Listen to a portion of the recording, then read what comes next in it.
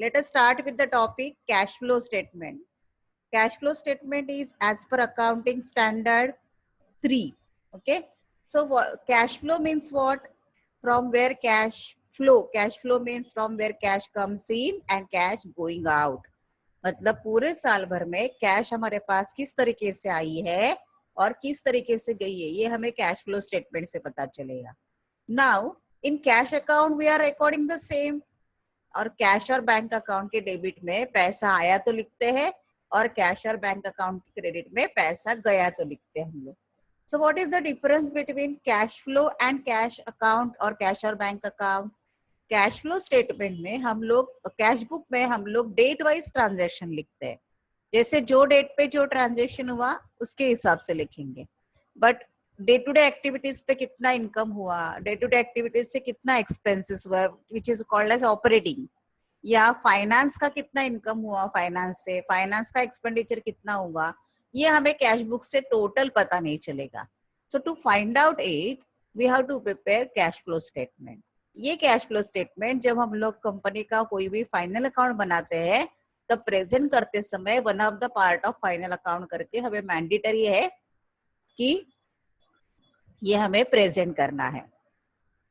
Okay, so cash flow statement is divided mainly into 3 parts. Cash from operating activities, cash from investing activities and cash from financing activities. Now let us start with what is cash from operating activities.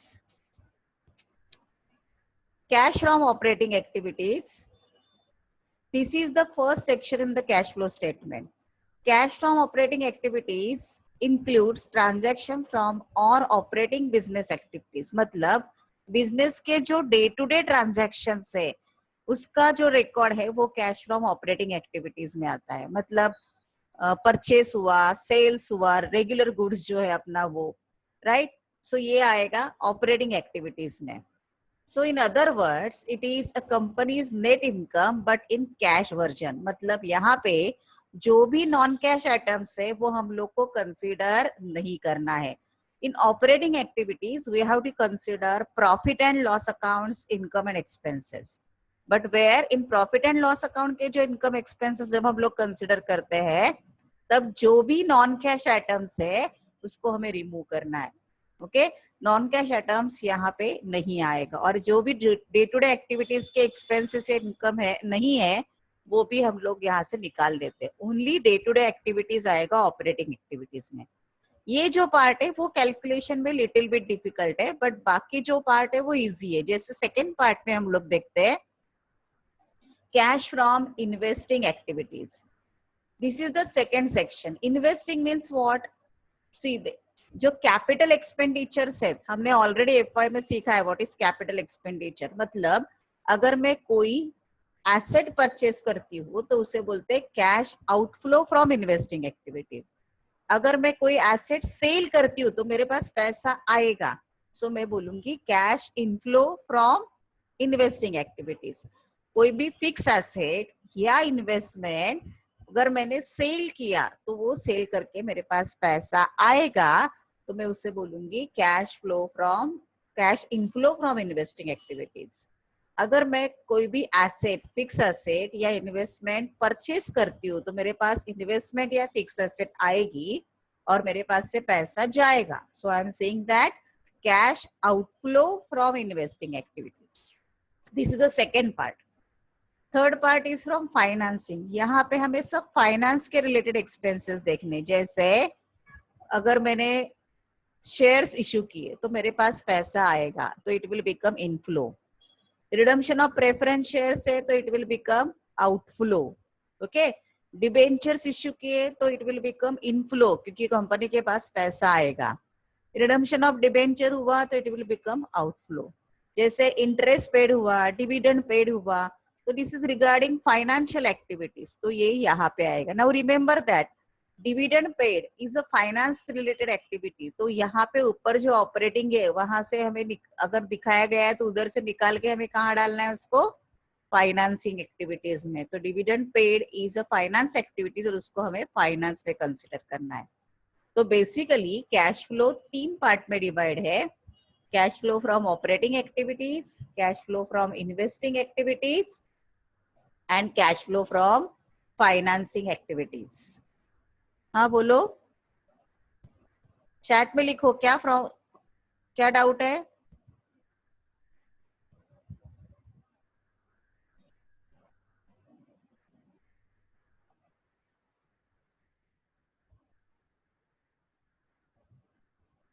Yes, what is the doubt?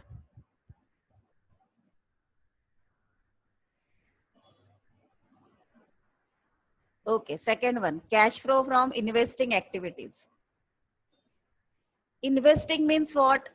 अगर मैं कोई भी fix asset में या investment में invest कर रही हूँ, मतलब क्या, अगर मैं कोई फिक्स एसेट जैसे land and building, plant and machinery, investment अगर मैं परचेस कर रही हूँ तो मेरे पास इन्वेस्टमेंट, लैंड एंड बिल्डिंग आ रही है और मेरे पास से पैसा गया, so it is outflow from investing activity. In an outflow, it is not inflow, it is outflow. अगर मैंने कोई मेरा फिक्स एसेट जैसे land and building, plant and machinery, furniture बेचा और फिर अगर इन्वेस्टमेंट मैंने बेचा तो मेरे पास से इन्वेस्टमेंट गया और मेरे पास कैश आई, तो it is called as inflow from activities. Inflow ये हो जाएगा आपका inflow. Okay, so let us start with the proforma of cash flow statement. See, already we have seen that cash flow statement is divided into 3 parts. Number 1, cash flow from operating activities. Now, as we are saying that it is an indirect method. So, here we are going to start with the net profit as per profit and loss account. So, उल्टा जा रहे हैं हम लोग, नीचे जो net profit दिया गया है वहां से स्टार्ट करेंगे। नेट प्रॉफिट कहाँ से मिलेगा हमें? प्रॉफिट लॉस से। तो हियर ब्रैकेट में दिया भी है, देखो कैसे कैलकुलेट होगा net profit.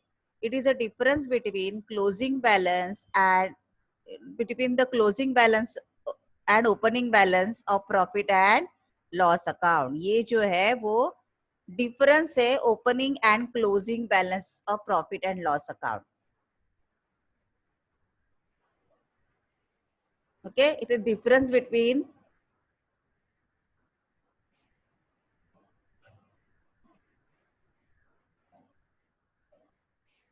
closing balance of profit and loss account and opening balance of profit and loss account. Opening and closing का जो डिफरेंस है वो यहाँ पे हमें दिखाना है।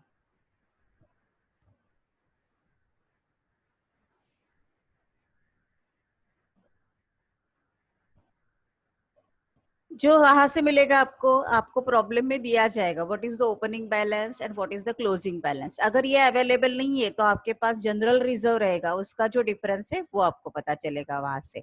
सो ओपनिंग एंड क्लोजिंग बैलेंस का जो प्रॉफिट लॉस का डिफरेंस है that will be our net profit as per profit and loss account.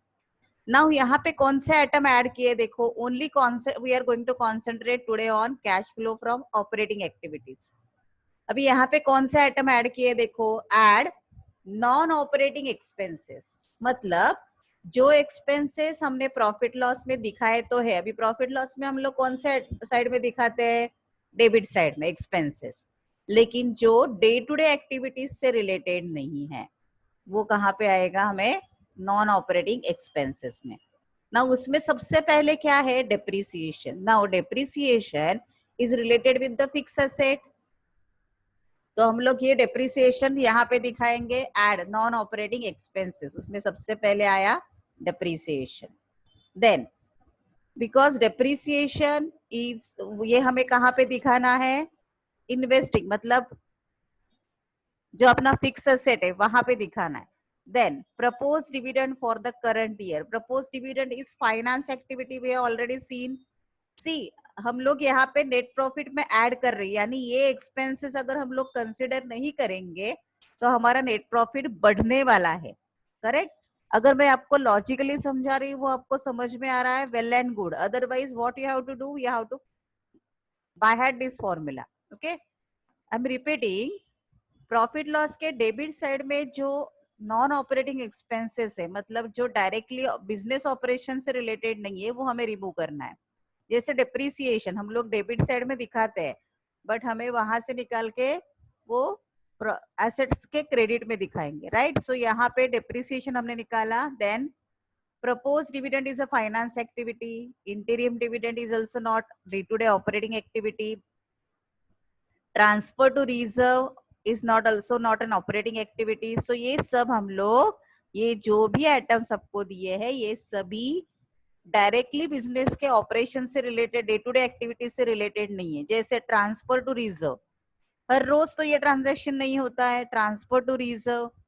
Then provision for tax, current year का टैक्स है वो यहाँ पे हमें ऐड करना है, प्रोविजन ऐड करना है, रिमेंबर दैट। इधर हम लोग प्रोविजन ऐड करेंगे, नीचे एक्चुअल टैक्स अमाउंट लेस करना है हमें। Then interest on borrowings is a finance activity, तो यहाँ हम लोग उसको ऐड कर रहे हैं, और जब हम लोग फाइनेंस एक्टिविटीज लेंगे उधर से उसको क्या करेंगे, लेस करेंगे। Are you getting my point? Then preliminary expenses, underwriter commission, discount on issue of shares, debentures, ये नॉन कैश, नॉन ऑपरेटिंग भी है, और यहाँ से एक्चुअली हमारे पास से कोई भी कैश नहीं जाता है। So it sort of non cash item also. So ये हम लोग यहाँ से कोई भी कैश नहीं जा रहा है, इसलिए हम लोग ये भी नहीं ऐड करने वाले हैं।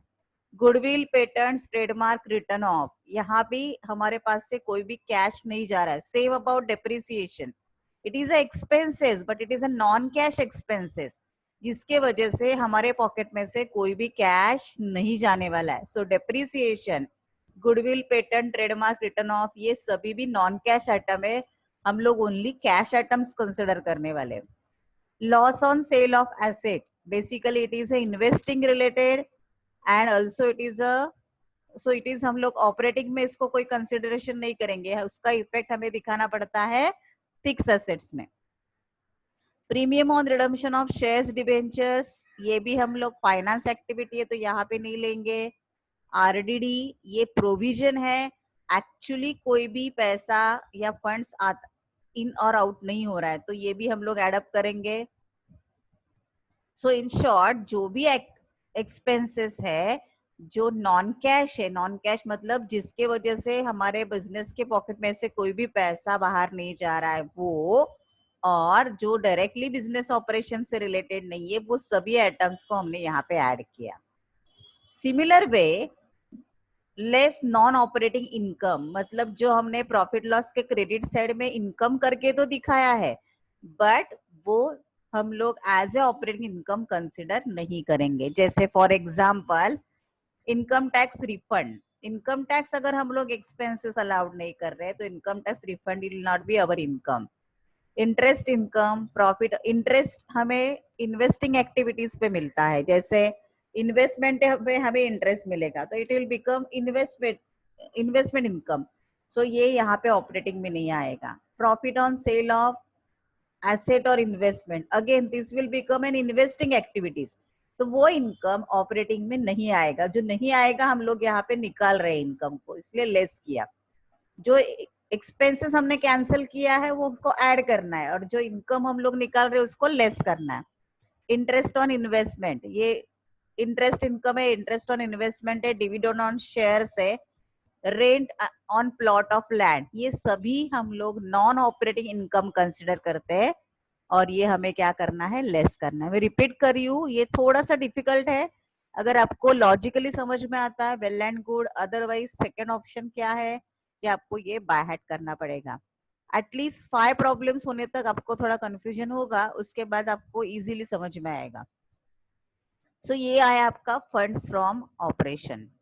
अभी ये जो आपका फंड्स फ्रॉम ऑपरेशन कैसे आया, देखो जो आपका नेट प्रॉफिट था ये वाला, उसमें हमने नॉन ऑपरेटिंग एक्सपेंसेस को ऐड किया, नॉन ऑपरेटिंग इनकम को लेस किया, नॉन ऑपरेटिंग और नॉन कैश दोनों, फिर आपको मिला funds from operation. Add decrease in current assets, मतलब करंट एसेट्स हमारा फर्स्ट स्टार्टिंग में समझो 100 था, कोई भी करंट एसेट मतलब स्टॉक, डेटर्स, बिल्स रिसीवेबल 100 था, अगर वो 80 हो गया तो उससे बोलते हैं डिक्रीज। अगर डिक्रीज हुआ तो ऐड करना है। सिमिलरली अगर करंट लायबिलिटी इंक्रीज हुआ तो भी ऐड करना है। Less increase in current asset, अगर करंट एसेट इंक्रीज हुआ 100 का 120 हो गया तो वो यहाँ पे आएगा, या लाइबिलिटी डिक्रीज हुआ तो वो भी लेस में आएगा। ये होने के बाद फिर हम लोग को लेना है इनकम टैक्स पेड, आपको माइनस करना है। रिमेम्बर दैट ऊपर हमने प्रोविजन को ऐड किया था, क्योंकि प्रोविजन हमें निकालना है। प्रोविजन को क्यों ऐड किया था? वो एक्चुअली कैश आइटम नहीं है, इट्स अ प्रोविजन, उसकी वजह से हमारे पास से कोई भी पैसा नहीं जाता है, तो हमने प्रोविजन को वहां पे क्या किया था, ऐड किया था। वेयर एज यहाँ पे इनकम टैक्स पेड में हमारे पास से एक्चुअली फंड्स बाहर जाते हैं, तो इनकम टैक्स पेड हम लोग को क्या करना है, एक्चुअल पेड लेस करना है। फिर आपको जो एक्स्ट्रा ऑर्डिनरी आइटम्स कोई रहेगा तो वो ये आपको ज्यादातर टीवाई लेवल पे नहीं आता है, सो जो आएगा उससे बोलते हैं net cash flow from operating activities. अभी हम लोग नेक्स्ट लेक्चर में धीरे धीरे जब सम स्टार्ट करेंगे तो जो पहला पार्ट है ना, जो डिफिकल्ट लग रहा है आपको, उसके ऊपर पहले सम करेंगे तो आपको इजी जाएगा वो समझने के लिए। अभी जितना मैं आपको बोल रही हूँ उतना 20% समझ में आया तो भी मोर देन इनफ है।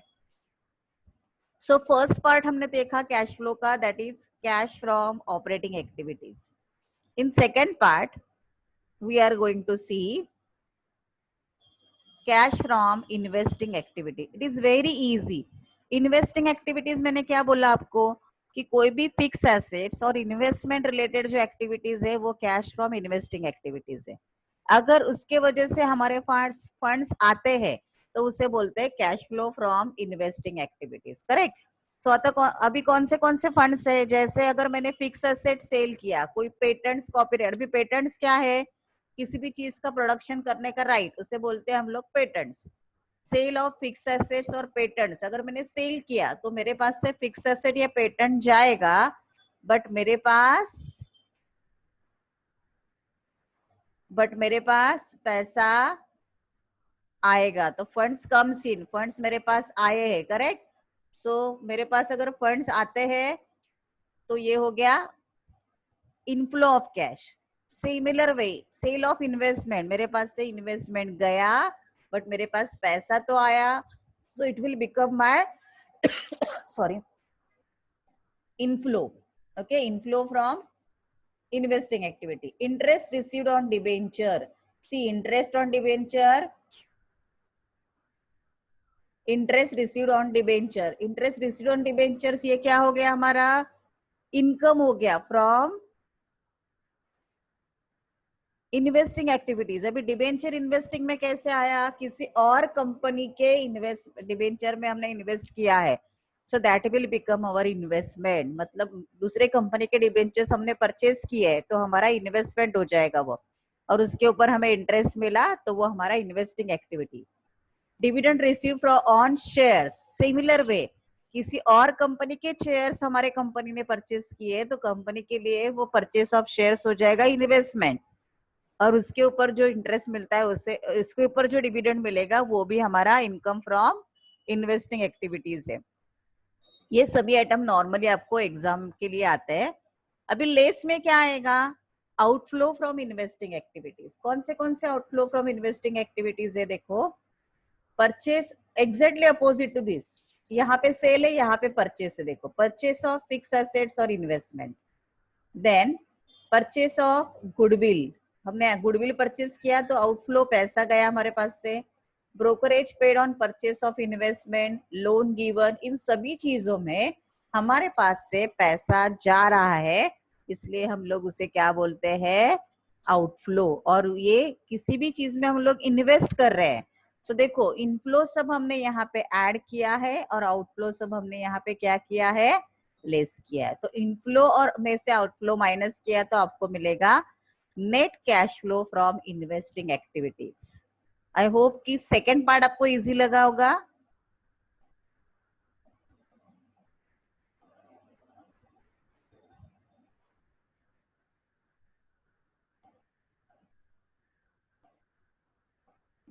फर्स्ट पार्ट थोड़ा डिफिकल्ट है, जो हम लोग प्रॉब्लम्स करेंगे तो आपको समझ में आएगा।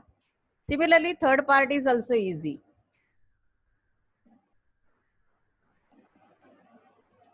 Cash flow from financing activities, अभी यहाँ पे सब फाइनेंस रिलेटेड एक्टिविटीज होंगे। अभी फाइनेंस मतलब क्या, कि कंपनी जहां जहां से भी पैसा रेज करती है बिजनेस करने के लिए, जैसे इश्यू ऑफ शेयर्स है, डिबेंचर्स है, कंपनी जब शेयर्स या डिबेंचर इशू करती है तो कंपनी शेयर्स इशू करती है तो कंपनी के पास फंड्स आता है, इसलिए वो इनफ्लो में आया। देखो सिमिलर वे अगर कंपनी किसी के पास से लोन लेती है या बोरो करती है तो भी कंपनी के पास फंड्स आता है, right. So it is a inflow from financing activities, ये फाइनेंसिंग एक्टिविटीज का इनफ्लो हो गया। अभी लेस में क्या आएगा, फाइनेंसिंग एक्टिविटीज का आउटफ्लो। जैसे issue of shares and debenture है तो रिडम्पशन ऑफ प्रेफरेंस शेयर्स हो गया आपका outflow, right. Redemption of debenture हो गया आपका आउटफ्लो, राइट। इनफ्लो मतलब पैसा आना, आउटफ्लो मतलब पैसा जाना। Issue of shares and debentures become our inflow, so ये redemption of preference share, redemption of debenture become our outflow. Similar way, loan taken is become our inflow, then repayment of loan become our outflow. Okay. So redemption of preference shares, repayment of loan, interest on long term borrowings. अभी funds जो हमने बोरो किए उसके ऊपर अगर हम लोग interest दे रहे हैं तो ये डे टू डे एक्टिविटीज का तो नहीं है एक्सपेंसेस, ये हमारा फाइनेंस रिलेटेड एक्सपेंसेस है, फंड से रिलेटेड है। तो डिविडेंड ऑन प्रेफरेंस शेयर्स, देखो वहां पे हमने ऑपरेटिंग एक्टिविटीज में उसको ऐड किया था ऊपर, अगर आप ठीक से देखोगे तो डिविडेंड हमने यहाँ पे ऐड किया था, अभी उसको यहाँ पे हम लोग क्या कर रहे हैं, सेकेंड इफेक्ट में लेस कर रहे हैं। Brokerage paid on purchase of shares, ये भी फाइनेंस से रिलेटेड है। Buyback of equity shares, FY में आपने ऑलरेडी सीखा है buyback of equity shares. Then interim dividend paid, final dividend paid, ये सभी आपका आउटफ्लो हो जाएगा। Let me complete the format then I will solve your doubt. ये सब आपके आउटफ्लो है। सो इनफ्लो में से आउटफ्लो माइनस किया तो आपको मिलेगा net cash flow from financing activities. Now what we have to take, 3 activities are there, cash flow from operating activities, cash flow from investing activities and cash flow from financing activities. इन तीनों का net हमने यहाँ पे निकाला, net increase और decrease in equivalents. अगर plus में आया तो इट विल बिकम इंक्रीज, अगर माइनस में आया तो it will become a decrease. उसमें ऐड होगा ओपनिंग कैश बैलेंस, और अगर ये ऐड होने के बाद आपका exact figure closing cash balance जितना आता है जो आपको प्रॉब्लम में दिया गया है, दोनों भी opening closing, it means our problem is correct. अगर ये मैच नहीं हुआ, ओपनिंग कैश बैलेंस ऐड करने के बाद आने वाला अमाउंट क्लोजिंग बैलेंस से कुछ अलग आया, इसका मतलब आपका कहीं ना कहीं कुछ ना कुछ मिस्टेक हुआ है। That's all, this is a format for cash flow. Now about your doubts, क्या डाउट है आपके, बोलो। Issue of shares and debenture add होगा या less? Issue of shares and debentures ये स्टार्टिंग में दिया है, देखो ये स्टार्टिंग के दोनों आइटम्स ऐड होते हैं और नीचे के लेस के आइटम है वही लेस होंगे, ये दोनों भी ऐड है। Okay, any other doubt?